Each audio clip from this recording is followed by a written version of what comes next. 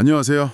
오늘 저희는 당신이 보내주신 노보 노디스크, 2025년 3분기 실적 발표 자료를 좀 깊게 파볼까 하는데요. 근데 그중에서도 딱 가장 핵심, 어쩌면 날 것 그대로의 이야기가 오가는 부분이죠. 바로 투자자나 분석가들과의 질의응답 Q&A 세션만 콕 집어서 분석해 보려고 합니다. 뭐 CEO나 CFO가 미리 준비한 발표 내용은 과감히 건너뛰고요. 정말 그 질문과 답변 속에서 진짜 속내가 뭔지 한번 찾아보자는 거죠. 네, 맞습니다. 그 앞부분 발표는 사실 예상 가능한 내용들이 많은데 Q&A는 진짜 다르죠. 특히 이번에는 그 뜨거운 GLP-1 시장 경쟁 상황이나 새로운 파이프라인 M&A 같은 민감한 부분들에 대한 질문들이 아주 날카로웠습니다. 맞아요. 이번 분석은 그래서 목표가 명확합니다.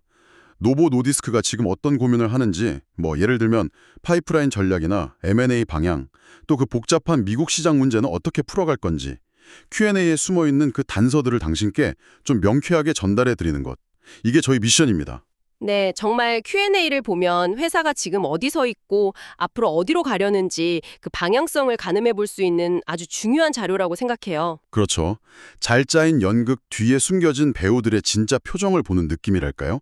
자, 그럼 지금부터 노보 노디스크 경영진들 어떤 송곳 같은 질문들을 받았고 또 어떻게 반응했는지 한번 생생하게 따라가 보시죠. 당신이 이 정보 속에서 뭘 얻어가야 할지 한번 집중해서 들어보시면 좋겠습니다. 이야, 이거 첫 질문부터 정말 장난 아니었어요. 지난 1년 동안 전 세계 GLP-1 시장에서 노보 노디스크 점유율이 무려 9%포인트나 떨어졌다는 지적이었죠. 네, 그렇죠. 시작부터 센 질문이 나왔어요. 80%에서 50% 수준까지 떨어졌다. 이런 구체적인 숫자까지 나왔어요. 이거 상당히 좀 아픈 지적 아닙니까? 경영진 반응은 어땠어요? 네, 맞아요. 굉장히 직설적이었죠. CEO도 점유율 하락 자체는 솔직하게 인정을 하더라고요.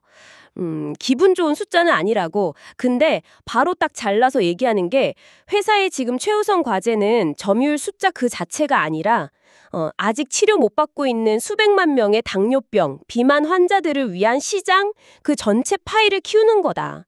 이렇게 강조하더라고요. 아, 파이를 키우는 게 우선이다. 약간 프레임을 바꾸려는 시도군요. 그렇죠. 점유율 중요하죠. 근데 더 큰 그림 봐야 합니다. 약간 이런 메시지. 자신도 영업 오래 해봐서 아는데 지금은 그게 더 시급하다는 논리였어요. 일리는 있네요. 근데 그래도 당장 점유율 뺏기고 있는데 그럼 구체적으로 어떻게 대응할 거냐 이런 질문 당연히 나왔겠죠. 그냥 가격만 내릴 건 아니잖아요. 물론이죠. 구체적인 대응책도 물어봤는데 몇 가지 얘기했어요. 첫 번째는 신제품. 예를 들면 곧 나올 경구용 위고비, 그 알약 형태요. 그걸로 선택폭을 넓히겠다. 주사 싫어하는 사람들도 잡겠다는 거죠. 아, 먹는 약?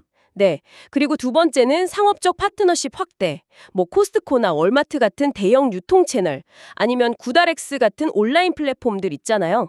그런 곳이랑 협력을 더 강화해서 환자들이 약 구하기 쉽게 만들겠다. 이런 계획을 밝혔어요. 파트너십 강화. 그러면서 CEO가 이건 마라톤이다. 이런 비유를 딱 들더라고요. 단계적인 점유율 변화에 너무 휘둘리지 않고 길게 보고 시장 넓히고 환자한테 다가가겠다. 그런 의지를 보인 거죠. 시간은 좀 걸릴 거라고도 했고요. 마라톤이라. 근데 경쟁사들은 거의 100m 달리기처럼 막 추격해 오는데 혼자 마라톤 괜찮을까요? 그 아이오 시장 상황은 좀 더 자세히 얘기 안 했나요? 지역별로 다를 것 같은데. 네, 그 부분도 언급했죠. 예를 들어 중국, 거기는 생각보다 시장 성장이 좀 더디고 특히 온라인 판매 규제 같은 것 때문에 좀 어렵다. 솔직하게 이야기했어요. 아, 중국 시장은 좀 부진하군요. 반면에 영국이나 일부 유럽 국가는 최근 분기에 오히려 경쟁사보다 신규 환자를 더 많이 확보했다. 이런 반등 사례도 들면서 시장마다 상황이 다르다. 이걸 강조했죠. 그리고 전체 아이오 시장으로 보면 여전히 경쟁사보다 2배 이상 환자 기반이 크고 장기적인 잠재력은 아주 크다. 낙관적으로 본다. 이렇게 덧붙였습니다. 거의 100%에서 시작했으니 줄어드는 건 당연하고 진짜 게임은 이제부터다. 이런 자신감도 좀 보였고요. 알겠습니다. 점유율 방어랑 시장 확대, 이 두 마리 토끼를 잡아야 하는 참 어려운 숙제를 안고 있네요. 자, 그럼 다음 주제로 넘어가 보죠. 많은 분들이 궁금해하실 것 같은데 파이프라인하고 M&A 전략 이야기입니다. 최근에 보면 아케로, 오메로스 자산 인수하고 또 메세라라는 회사 인수 제안까지 굉장히 공격적으로 M&A를 하고 있잖아요. 네, 맞아요. 행보가 아주 빠르죠. 이걸 두고 질문이 나왔어요. 이거 혹시 내부 파이프라인에 자신 없는 거 아니냐? 아주 그냥 전곡을 찌르는 질문이었죠. 특히 그 메세라 인수가 기존 주력 파이프라인, 뭐 카그릴린타이드나 카그리세마, 아미크레틴 이런 것들이랑 어떻게 다른 거냐, 신화시가 있냐, 차별점이 뭐냐 이걸 구체적으로 묻더라고요. 네, 그거 정말 핵심적인 질문이었어요. CEO 답변이 재밌었는데 일단 우리 내부 파이프라인은 환상적이다. 팬타스틱. 이렇게 딱 못을 받고 시작하더라고요. 자신감이죠. 일단 자신감부터 보여주고 그렇죠. 근데 그러면서 동시에 하지만 수억 명의 환자를 치료하려는 우리 목표 앞에서는 그 어떤 파이프라인도 충분히 넓다고 할 수는 없다. 이렇게 덧붙였어요. 그러니까 메세라 인수는 내부 역량이 부족해서가 아니라 더 크고 다양한 포트폴리오를 만들기 위한 전략적 선택이다. 이런 논리죠. 메세라 기술이 기존 노보거랑은 좀 다른 특성, 뭐 작용 방식이나 투여 방식 같은 게 달라서 서로 보완이 된다. 이렇게 설명했습니다. 상호 보완적이다. 네. 연구개발 총책임자인 마틴 랑게 박사가 이 부분을 좀 더 자세히 설명했는데요. 비만이라는 게 생각보다 훨씬 복잡하고 다양하다는 거예요. 환자마다 뭐 나이, BMI, 생활 습관, 발음병들 다 다르잖아요. 그렇죠. 사람마다 다 다르죠. 그래서 한두 가지 약으로는 다 만족시킬 수 없다. 그래서 다양한 접근법이 필요하고 메세라 기술은 뭐 효능뿐만 아니라 안정성, 내약성, 그러니까 부작용 견디는 거요. 그리고 대량 생산 가능성, 어쩌면 뭐 월 1회 투여 같은 편의성 면에서도 기존 파이프라인을 보강해 줄 수 있다. 이렇게 평가하더라고요. 결국 맞춤형 치료 시대를 준비하는 거군요. 다양한 무기를 갖추겠다. 네, 그런 맥락으로 읽힙니다. 근데 그 메세라 인수 관련해서 좀 민감할 수 있는 질문도 나왔어요. 그 미국 연방거래위원회 FTC 있잖아요. 거기서 인수 관련해서 뭐 연락받은 거 없냐? 정보 달라고 한 거 없냐? 이렇게 직접적으로 물어봤다고요. 아무래도 큰 M&A니까 독과점 이슈를 좀 의식한 거겠죠. 그렇죠. 규제 당국 조사는 항상 중요하니까요. CFO가 답변했는데 뭐 진행 중인 절차에 대해서는 구체적인 답변은 좀 피했어요. 다만 메세라 이사회가 여러 제안들을 보고 노보 제안이 제일 낫다고 판단했다. 이 점을 강조했죠. 그리고 통상적인 절차에 따라서 외부 전문가들이랑 철저하게 실사했고 법규 다 지키고 있으니까 거래 잘 마무리될 거다. 이렇게 자신감을 보이더라고요. 근데 그 메세라 인수 구조가 좀 특이하잖아요. 일단 지분 50%만 먼저 확보하는 거. 만약에 나머지 50% 확보 못하면 완전한 경영권은 없는 건데 이런 위험성은 없냐? 이런 질문도 나왔다면서요. 투자자 입장에서는 좀 불안할 수도 있겠는데요. 네, 그 점도 지적이 됐죠. 제품 포트폴리오 전략 담당 임원이 답변했는데요. 이런 구조를 택한 것 자체가 메세라 파이프라인 가치에 대한 엄청난 확신 때문이다. 이렇게 강조하더라고요. 확신이 있다. 네, 설령 최악의 경우에 50%만 갖게 되더라도 메세라 약들이 성공적으로 개발돼서 나오면 그 자체만으로도 노보한테는 엄청난 가치를 가져다 줄 거다. 이런 설명이었어요. 물론 운영 효율성만 보면 100% 인수가 좋지만 어떤 시나리오든 이 딜은 윈이다. 이렇게 판단했다는 거죠. 결국 메세라 기술에 대한 베팅이네요. 그만큼 잠재력을 높게 본다는 거겠죠. 그렇죠. 자, 이제 가장 복잡하고 또 가장 뜨거운 시장이죠. 미국으로 한번 가보겠습니다. 미국 시장 접근성 문제는 정말 끊임없이 나오는 주제 같아요. 네, 정말 그렇죠. 매번 나오는 것 같아요. 이번 Q&A에서도 역시나 그 메디케어, 노인 의료보험이죠. 거기서 비만 치료제 보험 적용이 확대될 가능성, 그리고 그 인플레이션 감축법, IRA의 영향, 이런 질문들이 나왔습니다. 특히 IRA는 정부가 직접 약값을 협상하는 거라 제약사로서는 정말 민감할 텐데요. 맞습니다. 미국 운영 담당 임원이 답변을 했는데 우선 메디케어 시장의 중요성은 아주 강조했어요. 미국 메디케어 대상자 중에 거의 3천만 명이 비만으로 고통받고 있다. 이분들에게 치료 기회를 주는 게 중요하다. 이렇게 언급했죠. 하지만 IRA 약가 협상 관련해서는 현재 미국 정부 기관 CMS랑 비밀 유지 협약을 맺고 진행 중이라서 구체적인 내용은 공개 못한다. 이렇게 딱 선을 긋더라고요. 조만간 CMS에서 발표할 거다. 이렇게 덧붙였고요. 아주 조심스러웠어요. 비밀 유지 협약이라 뭐 어쩔 수 없겠죠. 근데 결국 약가 협상 결과에 따라 파장이 클 텐데 만약에 IRA 협상으로 메디케어 약가가 정해지고 또 비만 치료제 보험 적용까지 확대되면 민간 보험이나 메디케이드, 심지어 현금 내고 사는 시장까지 채널별로 약값이 막 달라질 수 있잖아요. 그렇죠. 아주 복잡해지죠. 이런 복잡한 가격 구조를 계속 유지할 수 있을까요? 아니면 결국 제일 싼 가격으로 다 맞춰질까요? 이런 질문도 나왔다고요.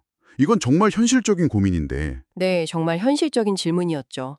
그 담당 임원이 과거 경험을 근거로 답변했어요. 이전에도 메디케이드, 메디케어 파트 D, 상업보험, 현금시장 다 다른 가격으로 성공적으로 유지해왔다. 이걸 상기시키더라고요. 뭐 미래를 단정할 순 없지만 역사적으로 보면 채널별 가격 차별화는 가능했다. 앞으로도 그렇게 관리할 수 있을 거다. 약간 이런 뉘앙스였어요. 그렇군요. 과거에도 했으니 앞으로도 할 수 있다. 못 지켜봐야 알겠죠. 근데 최근에 위고비 주사제 처방 건수가 좀 주춤하고 있다는 지적도 있었다면서요? 네, 그 얘기도 나왔죠. 그럼 이 상황에서 상업보험 시장 문턱을 낮추려는 노력은 어떻게 하고 있는지, 그리고 2026년 성장에 곧 나올 그 경구용 위고비, 알약이 얼마나 중요할 건지 이런 걸 물었다고요? 네, 처방 건수 정체는 좀 아픈 부분이었죠. 담당 임원 대답은 접근성의 질, 퀄리티 오브 액세스를 높이는 게 여전히 제일 중요하다 이거였어요. 여기서 질이라는 건 그냥 보험 목록에 올리는 걸 넘어서 의사가 처방했을 때 환자가 실제로 약 받기까지 거쳐야 하는 그 사전 승인 절차 같은 거 있잖아요. 아, 절차 간소화? 네, 그런 걸 더 쉽게 만드는 걸 의미해요. 보험사들이랑 계속 이걸 협의하고 있다. 근데 다만 2026년에 갑자기 상업보험 접근성이 확 좋아질 거라고 기대는 안 한다. 이렇게 솔직하게 말하더라고요. CBS와의 독점 계약은 계속 유지될 거라고도 했고요. 기대는 안 한다. 그럼 처방 정체 원인은 뭐라고 봤나요? 경쟁이 치열한 거랑 더불어서 그 컴파운딩, 즉 불법 복제약 문제가 점점 심각해지고 있다는 점을 지적했어요. 지금 미국에서 100만 명 넘는 사람들이 이런 복제 GLP-1 약물을 쓰고 있을 걸로 추정된다고 하니까 이게 무시 못할 규모죠. 100만 명이요? 와. 네, 이런 복제약은 안전성, 유효성 검증 안 됐다는 점도 강조했고요. 동시에 노보케어 파마시 같은 자체 온라인 채널이나 다른 파트너십 통해서 현금으로 약 사려는 환자들 위한 노력도 계속하고 있다. 이렇게 덧붙였습니다. 불법 복제약까지 상황이 복잡하네요. 그럼 그 경구용 위고비 출시에 대한 기대가 클 텐데요. 경쟁사인 릴리도 먹는 약 울포글리프론 개발 중인데 만약 릴리가 확 가격을 낮춰서 나오면 어떻게 할 거냐 이런 민감한 질문도 있었죠. 네, 가격 경쟁은 피할 수 없겠죠. 담당 임원은 경구용 위고비 출시에 대해서 상당한 기대감을 보였어요. 알약 선호하는 환자 수요를 충족시키고 시장 전체를 키우는 데 중요할 거다 이렇게 봤습니다. 가격은 구체적으로 말 안 했지만 아주 중요한 전략적 차이점을 하나 강조했는데요. 바로 출시 방식이요. 과거처럼 특정 채널부터 순서대로 내는 게 아니라 메디케이드, 메디케어, 상업보험, 현금시장 이 모든 채널에 동시에 출시할 계획이라는 거예요. 동시에요? 모든 채널에? 네, 이건 정말 이례적인 접근인데 최대한 많은 환자들한테 빨리 다가가겠다 이런 의지로 보여요. 효능이나 내약성 면에서도 경쟁 제품 대비 충분히 경쟁력 있다 이렇게 자신했습니다. 와, 모든 채널 동시 출시라. 이건 정말 파격적인데요. 알겠습니다. 자, 다음은 기기 전략, 약물 투여하는 장치 얘기입니다. 위고비 플렉스터치라는 펜 형태 주사기가 미국 허가 신청 반려, CR을 받았다는 소식이 있었잖아요. 네, 그렇죠. FDA에서 추가 정보 없이는 승인 못한다 이런 거였죠. 이게 기기 전략에 차질 준 거 아니냐. 그래서 2026년에는 어떤 기기 전략 쓸 거냐. 특히 그 바이알, 작은 유리병 형태 제형 출시 가능성은 없냐. 이런 질문이 있었다고요? 네, CR의 수령은 분명 차질이 맞다고 인정했어요.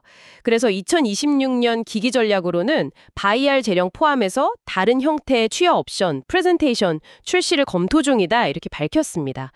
특히 현금 시장이 커지니까 환자들한테 좀 더 다양한 선택지를 줄 필요가 있다는 거죠. 아, 현금 시장 때문에 바이알도 고려한다. 그렇죠. 플렉스터치펜은 FDA랑 계속 얘기는 하고 있는데 언제 해결될지는 아직 불확실하다고 했고요. 바이알 제어론 아무래도 가격을 좀 낮출 여지가 있어서 현금 시장 공략에 도움이 될 수 있겠죠. 기기 형태 하나하나에도 다 전략이 숨어 있네요. 텔레헬스, 원격 의료 플랫폼 활용 계획에 대한 질문도 있었어요. 예전에 일부 텔레헬스 업체들이 노보 약성분으로 복제약 만들어서 문제된 적이 있었잖아요. 이번엔 그런 문제 없이 어떻게 활용할 거냐, 이걸 물었다고요. CEO가 직접 답했는데요. 우선 그 불법 원료의약품 쓴 복제약 문제에 대해서는 단호한 입장을 다시 한번 확인했어요. FDA 승인 안 받은 약은 안전할 수 없다, 이거죠. 하지만 합법적인 테두리 안에서 더 많은 환자한테 다가가는 수단으로서 텔레헬스 채널 중요성은 인정한다. 이미 코스트코, 월마트랑 연계된 플랫폼들이랑 파트너십 맺고 있고 더 많은 업체들이랑도 얘기 중이다, 이렇게 밝혔습니다. 특정 업체 이름은 말 안 했지만 환자 접근성 높이려고 텔레헬스 채널을 적극 쓰겠다는 의지는 분명해 보였어요. 알겠습니다. 자, 이제 거의 마지막 질문들인데요. 개발 중인 신약 카그리세마에 대한 질문입니다.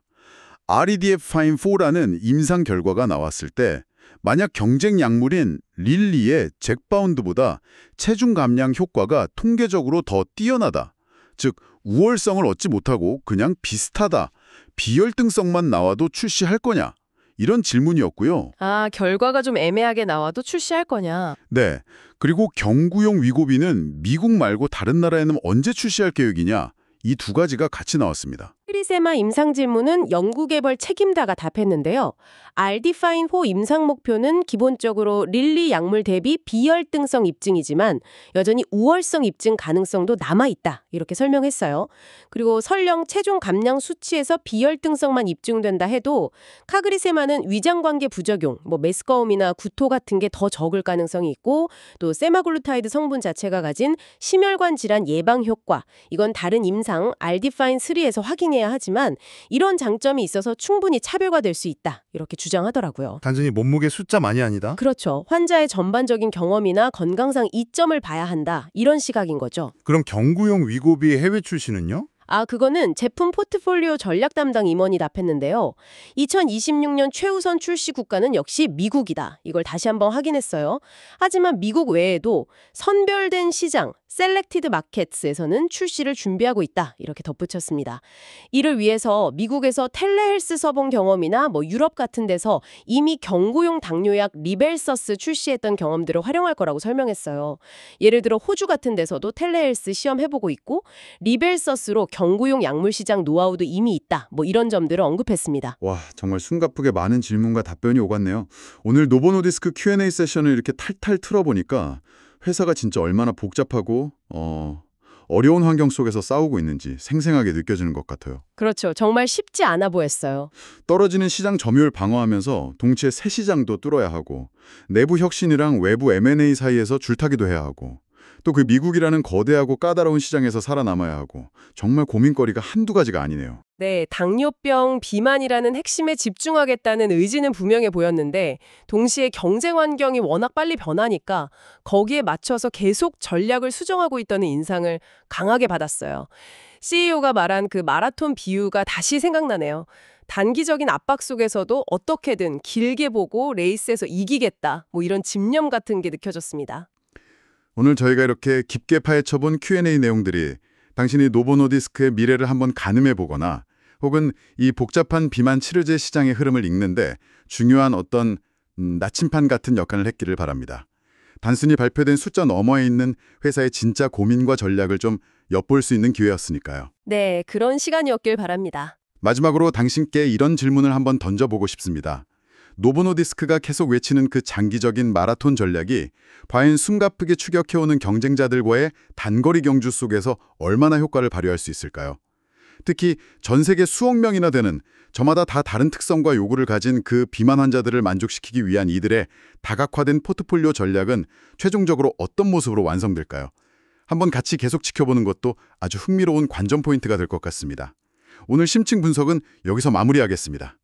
감사합니다. 네, 감사합니다.